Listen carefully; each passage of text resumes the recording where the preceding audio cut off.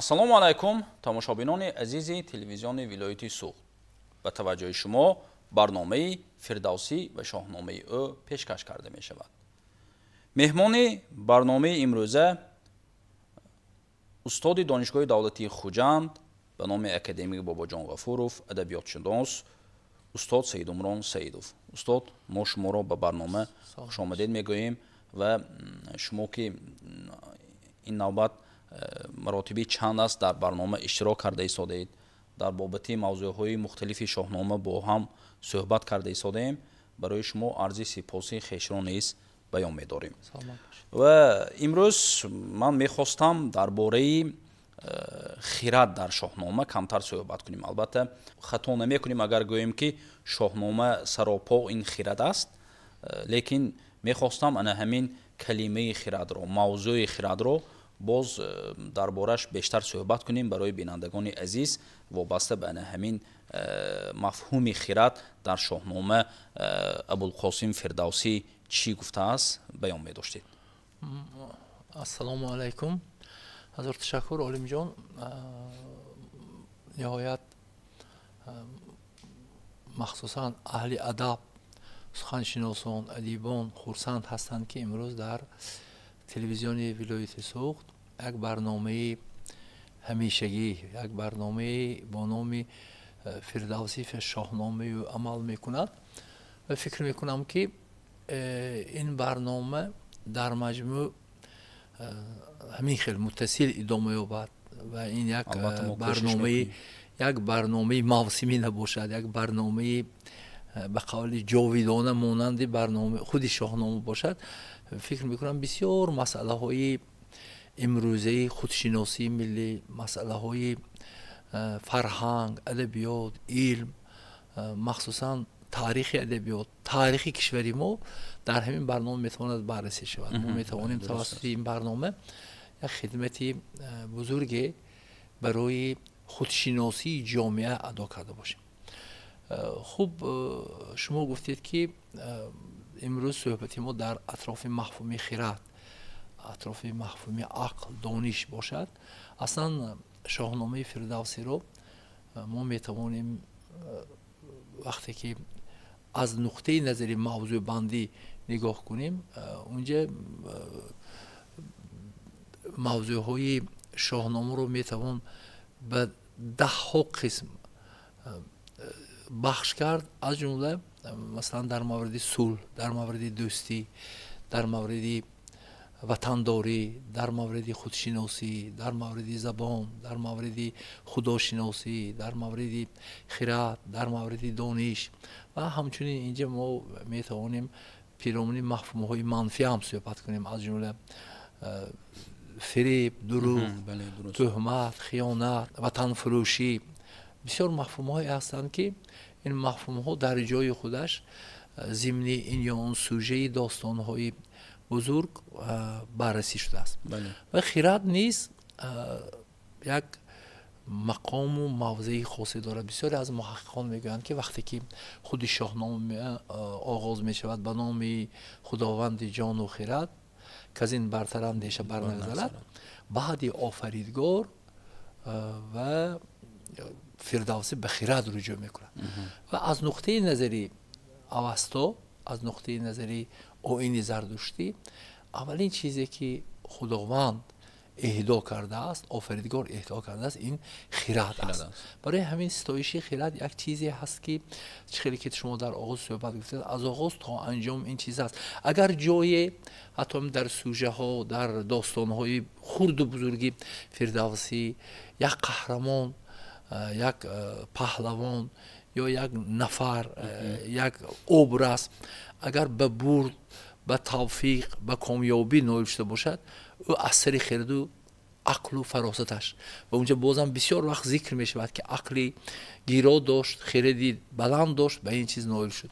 ва ҳар ҷое ки агар як нафар хор шуд, залил шуд, хӯр шуд, бозам аз сари он ки ӯ аз раҳи хират берун аст. умуман дар фалсафае гирем, توجیکی ما همین طور هست و از آغاز تا انجام دو گونه خیرات رو بررسی میکنه. یکی خیرات بیرونه و دیگری خیرات داخله. خیرات داخلی این خیراتی هست که اون توسط خون وارد میشود. مثلا بعضیا میگن که ببینید پدرش انسانی بزرگ بود، در نهاد او هم مثلا جهتی اون که از اون پدر به دنیا آمده است او خیرتمند است، یعنی سخن درباره اون خیرده میرود که اون از نسل به نسل میگذرد. مثلا شاهزاده از شاه چیزهایی رو میگیرد که پدرش داشت. یک نفر عالم فرزندش هم از علم و دانش با خبر می شود، یا یک نفر دهقان خوب فرزندش هم دهقان خوب می شود. در مجموع این یک خیرات ارثی است. ولی خیرات دیگری هم است که این خیرات توسط آموزش، توسط تجربه روزگار، توسط همنشینی با خیرتمندان، توسط خواندن کتاب، دیگر چیزها رخ میدهد. و در فردوسی همین دو نوع خیرات همیشگی هست. و وقتی که میبیند یک نجابت، یک بزرگی، یک شاه میخواهد توصیف کند، ترغیب کند، میگوید که اصلی او بزرگ بود. مثلا یا اگر برعکس هم اگر تنقیل کند میگوید که در اصلی او، در وجودی او، در جوهری او خیرات نبود. یعنی این چیزی هست. ولی من امروز بسیار میخواستم که ما در همین شاهنامه فردوسی که در سلسله اختران ادب انتشار شده است، البته بسیاری از خوانندگان ما میدانند، و در جلد اولی این کتاب، در جلد اولی کتاب بعدی بخش آغاز کتاب، بخش دیگری آغاز می شود که با نام گفتار اندر ستایش خیرات. من بسیار میخواستم عالم جان شما خوانید و من خوانم، شما شرح دهیم و شرح به اون خاطر که ضمن شرح بسیاری از نزاکت، فصاحت کلام، بلاغت سخن، بعضی چیزهایی رو هم توضیح و تشریح دیم که به همین وسیله شاید یک نفری که شاهنامه فردوسی رو میخواهد خواند بعضی نقطه هایی که ما اینجا ابراز میکنیم مورد نظری خودشان قرار دهند و به واسطه شاهنامه رو خوانند. خب، گفتار اندر ستایش خیرات. کنون ای خیرتمند ارجی خیرات، بدین جایگاه گفتن اندر خورد. این بخش یعنی گفتار اندر ستایش خیرات نهایت ارتباط دارد به بخش اول کتاب. چخیلی که ما گفتیم در آغاز کتاب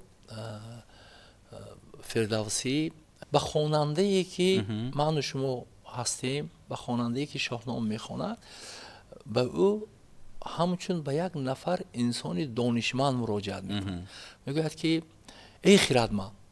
خیرتمند اینجا من و شما از نقطه نظر فردوسی، یعنی او اطمینان دارد که کسی که شاهنامه میخواند او خیرتمند است و کسی که خیرتمند نیست هرگز شاهنامه نمیخواند. و میگوید که اکنون میگوید من از آغاز و تو به کتاب آغاز کردم، اکنون زمانی رسید که من برای تو از اجری خیرات حرف زنم. در بعضی از نسخه ها وصف خیرات آمده است.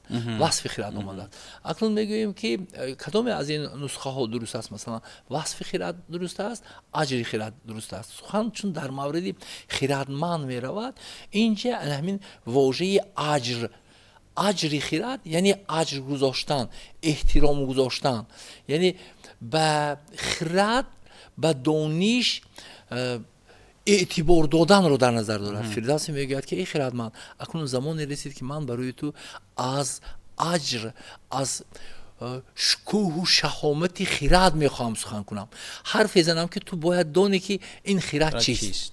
بله درست است. خیرات بهتر از هر چی ایزد داد، ستایش خیرات رو به از راهی داد. یعنی میگوید که ایزد اینجا خداوند است، آفریدگار است. میگوید که آفریدگار هر چیزی که برای من و شما داد بهترینش خیرات است. میگه از خیرات بالاتر، از خیرات بهتر چیزی نیست. بخت میدهد، سعادت میدهد، توفیق کار میدهد، از همه بهترینش خیرات است. ستایش خیرات را به از راهی داد. یعنی راهی داد اینجا دادگری، عدالت. یعنی گفتی ساده است که ستایش خیرات را به از راهی داد. از راهی عدالت گیریم. اولین چیزی که ما باید ستایش کنیم باید خیرات ستایش کنیم. مثلا یک نفر بسیار دارایی ها دارد، حسن دارد، صلابت دارد، جای دارد، منصب دارد، مکان دارد، خانه دارد، هر چی دارد، ولی اگر خیرات نداشته باشد و شایسته استایش نیست. استایش فقط خیرات میگوید که فقط تنها ما خیرات باید استایش کنیم، دانش استایش کنیم و در بیت های من بعد اینو بازم خودش توضیح میداد که برای چی. بله. مرحبا. خیرات راهنمای و خیرات دلکشای، خیرات دست گیرد به هر دو سرای. بله، خیرات راهنما و خیرات دلکشای. انا ببینید که میگوید که در زندگی انسان خیرات راهنما است.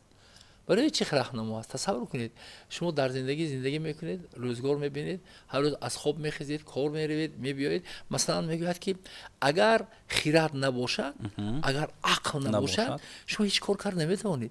یعنی علمی خیرات هست که شما راهنمایی میکند. خیرات راهنما و خیرات دلکشای. دلکشای به معنی شادی بخشی، شاد بخشی، انسان دلش، روحش همیشه بالیده نگاه می‌دارد. اگر شما واقعا با عقل و به فراست و به خیرات باشید، همیشه دل شما باز است، همیشه شما خرسند است. خیرات راهنما و خیرات دلکشای، خیرات دست گیرد به هر دو سرای.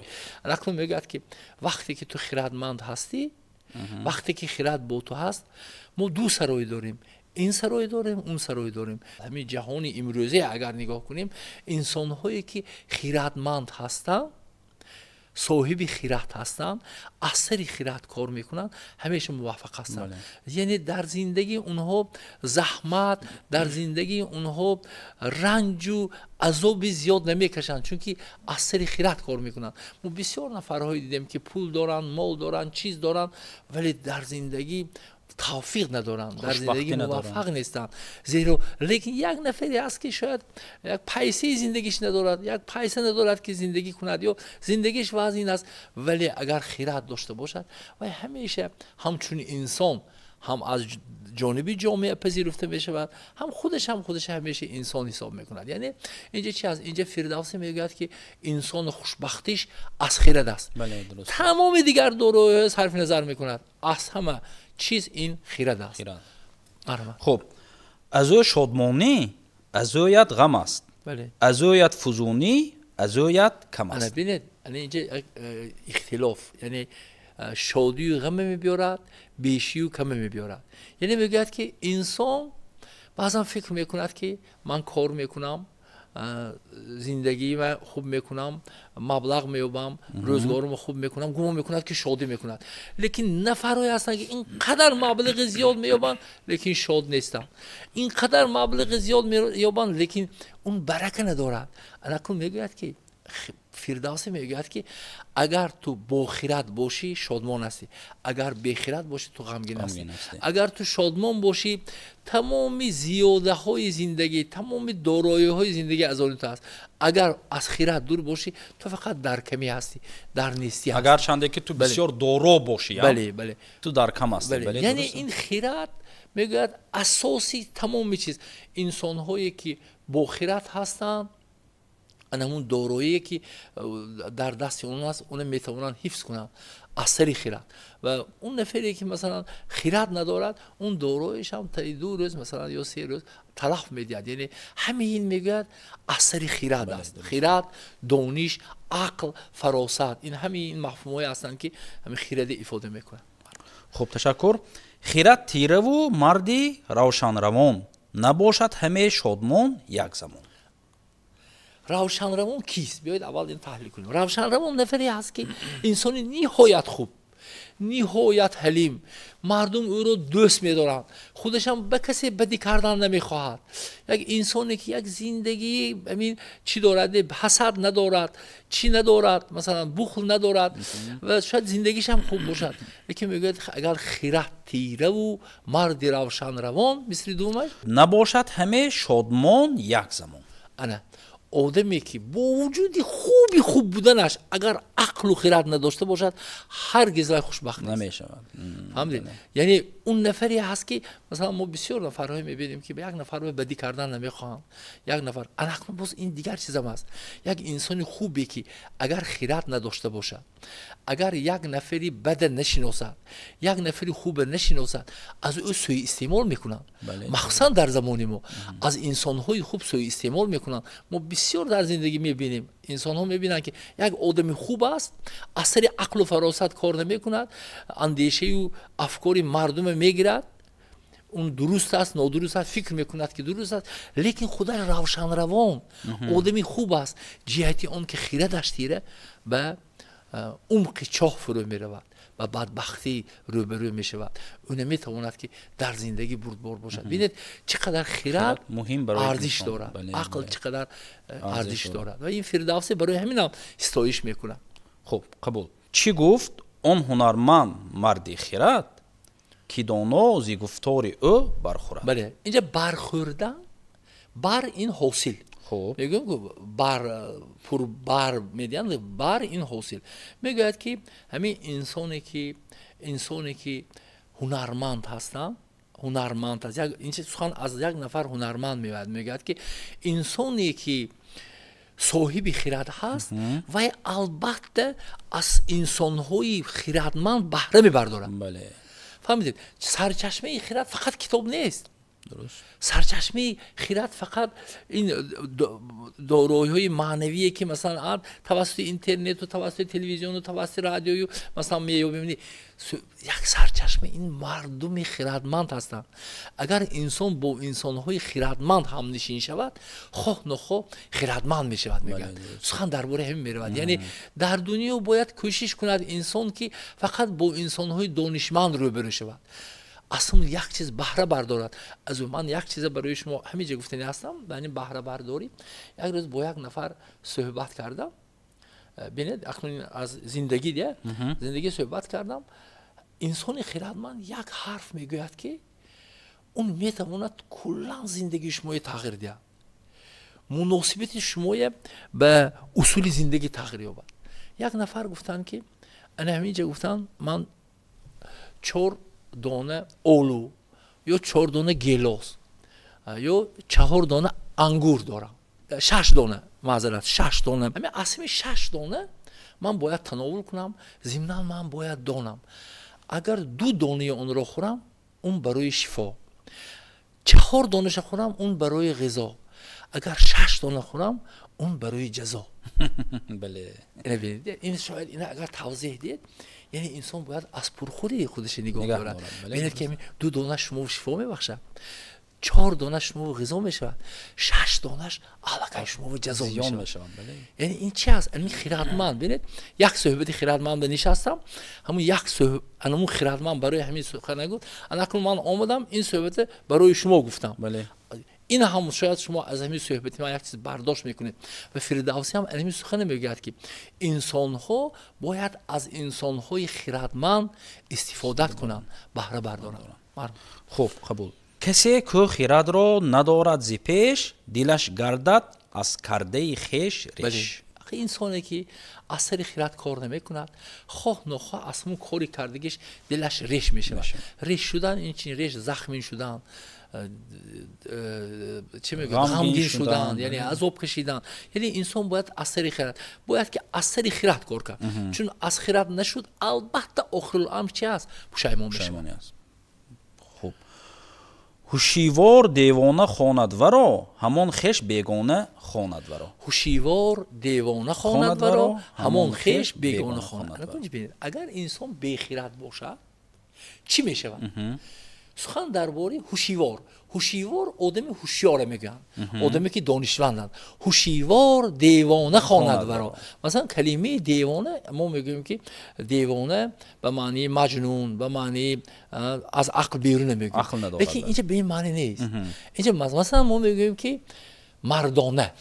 خب مردانه مانند مرد. بله مردانه خردمندانه گوییم، یعنی هم اونه اینجا به معنی وقتی که ما دیوانه میگوییم مانند دیو گفته نگاه. بله این اون دیوانه نیست، این اون دیو است. هوشیوار دیوانه خواند ورا، یعنی اگر او خرد نداشته باشه آدمی باهوش آمده میگه که این دیو بوده است. دیو این چی است؟ این همون عزازیل، همون شیطان. از نظری او آدمی بیخرد در برابر دیو و شیطان است، در برابر انسان نیست از نظر فردوسی. و مصری دوم چی میگه؟ خب همان خش بیگانه خواند. همون خش بیگانه خواند برای. اگر شما همون یک نفری بیخیرات حتی خشی شما باشد، او برای شما بیگانه، از بیگانه تر است. یک بیگانه با خیرات از یک خشی بیخیرات بهتر است میگه. این نقطه نظر فردوسی است. ببینید زندگی من همین خیلی بعضا میگن که تو همین خیشت، اقربات، دوستت، یک نزدیکترین اولادت نمیتونی که تو همراه او کار کنی، تو با بیگانه ها کار میکنی. گفته بعضی نفرهای طعنه میزنن تو امکان داری که او به کار گیری، بعضا اونهایی که صاحب کار هستن، لیکن صاحب کار میگه که اوه برادر خواهر درست است، لیکن اون کاری که یک بیگانه میکند او کرده نمیتونه، من چرا با او کار کنم؟ یعنی خیشی و بیگانگی هم از همین خیرات وابسته. یک نفری بیگانه که با خیرات خیشتر و عزیزتر می شود از یک نفر خیشی که بی خیرات. بله درست است. یعنی بزرگی خیرات رو نشان داده عیسی است. قبول. از اویی به هر دو سرای ارجمند گسسته خیرات پای دارد به بند. بله. از اویی اینجا یعنی از او، یعنی از خیرات تو در هر دو سرای ارجمند هستی. چخیلی که در بالا گفت تو اگر خیراتمند باشی این سرای به هم ارجمند هستی، اون سرای به هم. آدمی دانو در همه جا باید که ارجمند باشه. و همین خیلی هم است. گسسته خیرات پای دارد به بند. گسسته خیرات پای دارد. گسسته خیرات چه؟ گسسته این بریده. خیرات بریده اونه که از خیرات بریده است. گسسته خیرات اونه که به خیرات نمی پیوندن. گسستن این بریدن. گسسته خیرات پای دارد به بند. اینو ببینید که خوشلوگی این بیت ببینید که سخن درباره بند میرود. تو اگر بند خیرات بری تو به بندی پایت به بند میشود.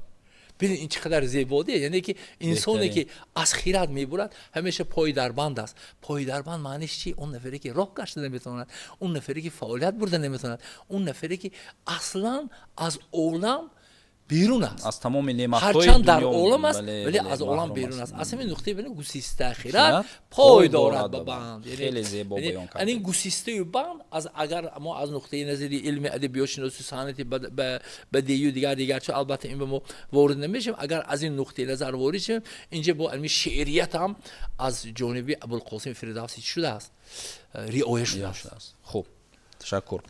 خیرات چشم جان است چون بینگری تو به چشم شادان جهان نسپری. بله خیرات چشم جان است چون بینگری. چشم جان، جان این روح. جان این روح. همین شما دوربین دارید. مثلا من همین تلویزیون ما ثبت کرده هستیم. با دوربینش. دوربین یا ما دوربین داریم یا همین عکاسی ها داریم. چیزایی که عکس می‌برداریم. اگه تصور کنید همون کاری که دو چشم ما ادا می‌کند اونم ادا می‌کنه. بله. مثلا از ما همین تلویزیون ثبت کرده ایستادم. لیکن گوش کنید این دو چشم ما از عکس بردار از نوار بردار یعنی از دستگاهی نوار برداری فرق داره. بله درست است. اون نوار میگیرد و او نمیدوند که چرا نوار برداشته است. او نمیگه که اینجا عالم جان و سید عمران نشسته. او نمیدوند. لیکن این چشم جان ما وقتی که دنیا به نگاه میکند ما تمیز میکنیم که روبروی من عالم جان نشستم، کاستومی سیاه دارن، نزدشان کتاب دارن، ما کتاب وظیفه میدونیم، شما وظیفه داریم میدونیم، یا مثلا این کتاب یا مثلا همین آبی که ما مینوشیم ما اینو میدونیم.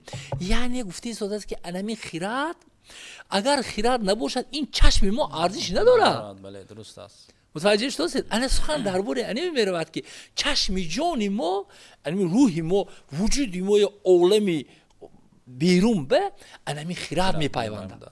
وگرنه این نگاهی ما اون نفرهایی که کمتر مثلا دیوانه هستن اونها نگاه میکنن اونو تمیز نمیکنن. مثلا سگ از گربه یا انسان از حیوان فرق کرد نمیتونن. برای آنها فرق ندارد. بهترین نخست آفرینش خیرات را شناس نگهبان جان است و آن سپاس. بله یعنی میگوید که نخست آفرینش خیرات را شناس.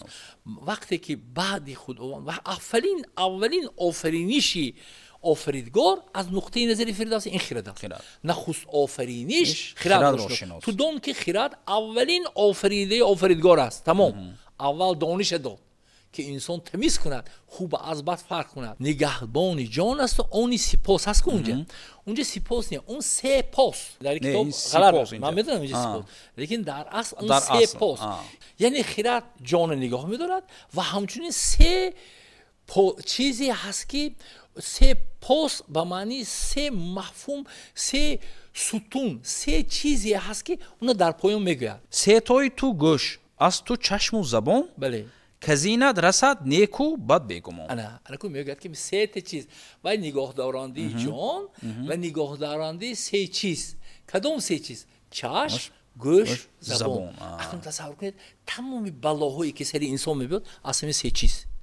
اگر شما زبان نگاه ندارید، اگر زبانتون اثر خرد وارد شود، شما به احترام و اجر حرمت میبیارد. اگر زبانتون از خرد دور باشد، شما بلا میبیارد. یا چشمتون هم چیزی خوب ببیند، یا گوشتون هم چیزی بهترین اگر قبول کنید، چیزی بدی دور از خرد قبول کند، سرتون بلا میبیارد. اکنون میگوید که انمی سه چیز خرد، انمی نگاه دارنده سه چیز.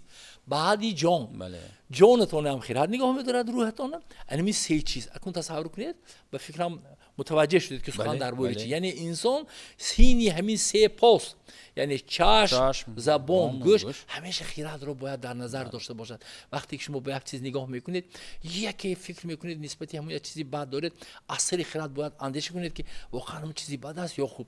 یا یک چیزی بد گوش میکنید، باید اثر خیرات اون توضیح کنید، تشریح دید. مثلا یک نفر توسط گوش شما غیبت میکند، اومده میگه که فلان برادر نسبت تو حرفی بد زد، او انسانی بد. شما اثر خیرات نباید اون قبول کنید. پیش از اون که به غیبت باور کنید، به خیرتتون اون سنجید که واقعا همین چیز هست یا نه. حتی به زبان هم پیش از اون که حرف میزنم، من باید اثر خیرات اندیشه کنم که مبادا این حرف من دل شما رو نشکند، مبادا این حرف من دروغ نباشد، مبادا این حرف من غیبت نباشد، مبادا این حرف من تهمت نباشد. خیرات رو و جان رو کی یارد ستود، وگرنه من ستایم کی یارد شنود. بله، الان گفتید خیرات را و جان را کی یارد ستود. یارد یعنی کی یاروی ستودنی جان و خیرات دارد مانند من. اینجا درباره خودش فردوس میگه. فردوس میگه که کی مانند من خیرات برای تو توضیح داده میتواند، تشریح داده میتواند.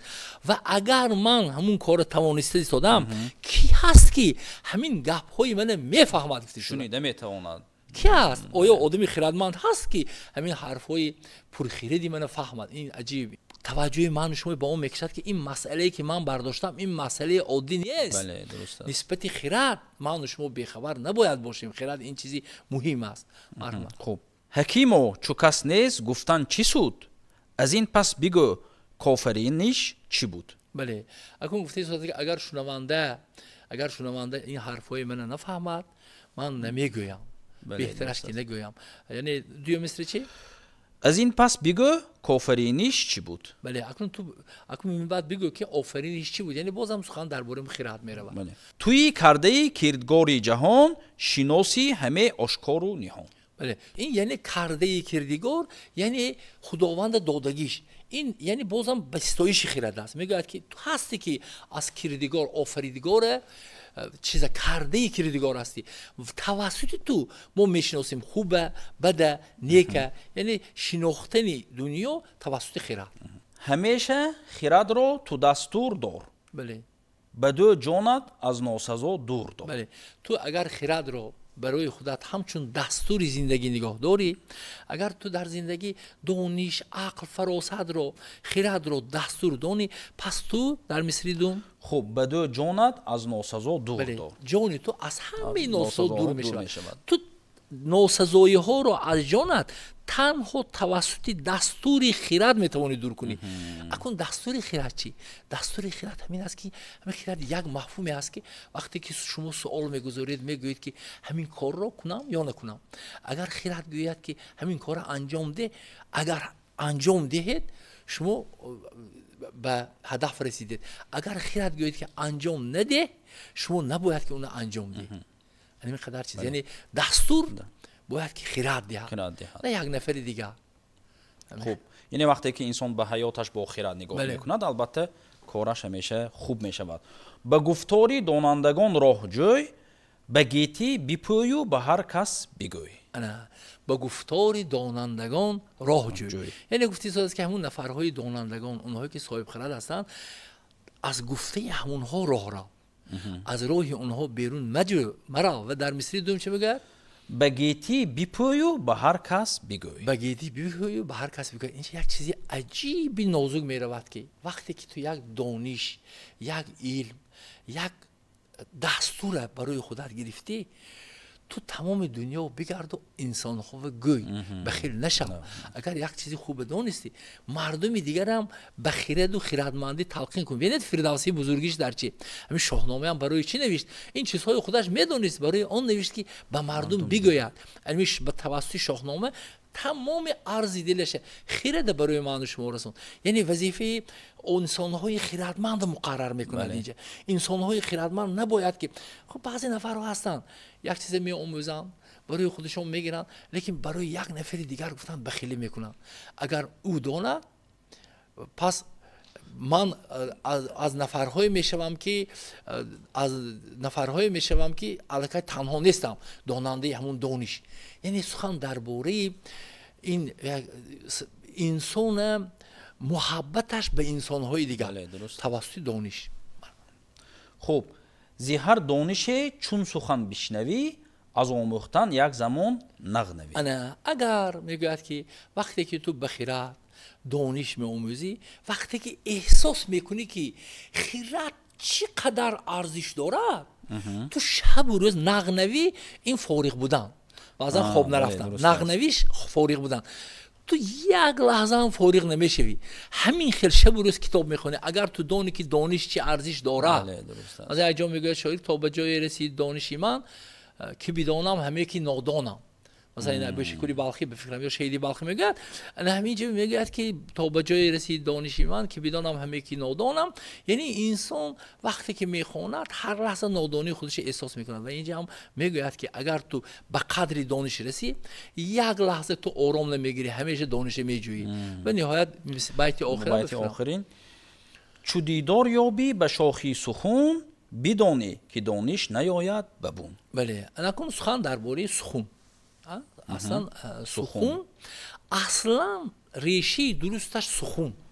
ریشی درستی سخن، این سخون درست است. خب اصلا کلمه سخن است. این بعدی گیرودار و صحبت و این سخن شده. مثلا ما میگوییم که پاسخ.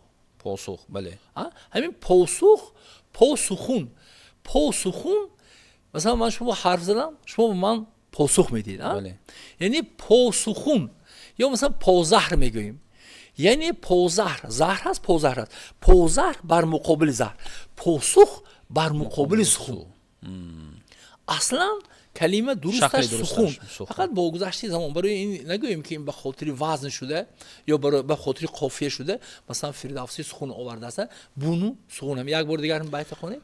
چو دیدار یابی به شاخی سخون بدانی که دانش نیاید ببون. بله بون این یعنی گفتی زده است که اگر تو از همین شاخ سخون بهره یاب شوی، تو میفهمی که این سخن، این خیرت بیبون است، یعنی آخر ندارد، یک دریای بیکنار است. تو احساس میکنی که این دانش اینقدر دنیای بیکنار است، دریای بیکنار است. از همین نقطه نظر اگر همین چیز جنبست کنیم، در همین شاهنامه مخصوصاً بعد آغاز کتاب اولا سخن درباره خیرت آمدنش نهایت ارزش بلند دارد. فردوسی همین بخش بعضی از محققان خیرتنامه هم موندن، یعنی خیرتنامه فردوسی، همین بخش خیرتنامه فردوسی گفتم.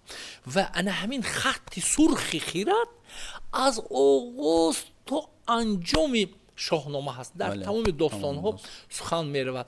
اون یک قهرمان، یک پهلوان، یک نفری که درباره این یا اون عمل میکند، یا وای اثری خیرت میکند یا اثری بیخیرتی میکند. از این نقطه نظر فکر میکنم که در برنامه امروزه ما به یک موضوع دست دادیم که مخصوصا اون نفرهایی که ما رو تماشا میکنن میشنوند به این چیز اعتبار میدین. و من بسیار امید میکردم که هر نفری که امروز ما رو میشنوند همین شاهنامه رو گیرن، خودشون خوانن. اگر ما مثل به مثل بیت به بیت تحلیل کنیم، ببینید امروز چقدر ما مطلب های بغیر از خیرت بسیار مسئله های بررسی کردیم که یعنی بیهوده هم امروز پیشوای معظم ملت توجه جامعه رو به شاهنامه جلب نمیکنن. بله درست. این بیهوده نیست. بیهوده نیست. به خاطر اون که ایشون میخوان که این جامعه ما، جامعه امروزی ما خردمند باشد.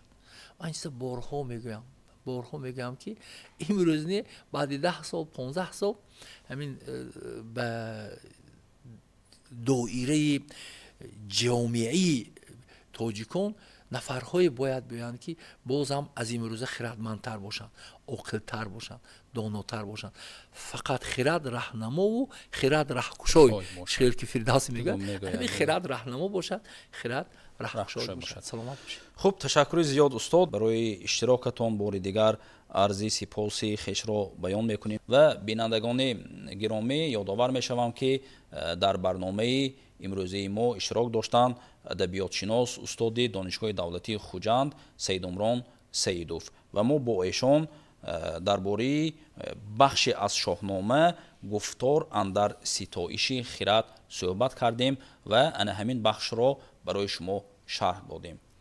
باقی امید میکنم که شما نیز در حیات با خرد کار میگیرید و حیات خود را با خردانه پسی سر میکنید. تا برنامه های آینده صحتمند و خانه آباد باشید. خیر.